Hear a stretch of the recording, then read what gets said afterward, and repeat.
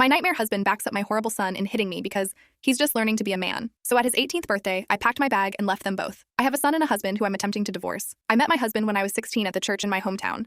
At 17, he invited me over and I don't remember it well, but we ended up sleeping together. I was supposed to be cleaning his house for some extra pocket change, but ended up pregnant. I still can't remember everything that happened, but when my parents found out, they confronted him and made me marry him. I had my son not much longer after that. My husband's a brute. He was always mean to me. I tried my best to make him happy. I'd cook his favorite foods, clean the house extra nice, and do childcare work to make a few dollars to buy him a treat or two.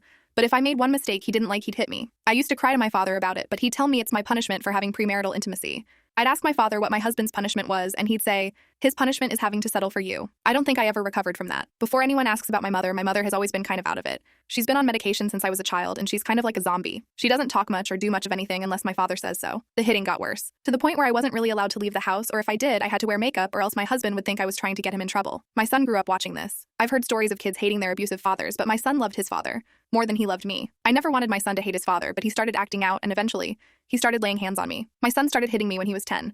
It was light and I'd tell him to stop, but as he got older, he started beating me. If I told him no, he'd beat me. If I didn't do something he wanted, he slapped or kicked me and even punched me. And my husband would back him up a lot of the time. He'd say, he's just learning to be a man. He'll stop when he's older and has his own wife. It got to the point where I was terrified of my baby. The only thing in this world I ever got to make, and he terrified me. When he was 16, he broke my arm really bad because I showed my husband his report card. My husband disciplined him but never told me how. I grew to hate my son so much every day, but I still tried to be good to him, to help him. He didn't want that. I couldn't make him want that. I couldn't sleep or eat without dreaming of my son and husband hurting me. My son once pinned me on the ground because I had asked him to help me lift something.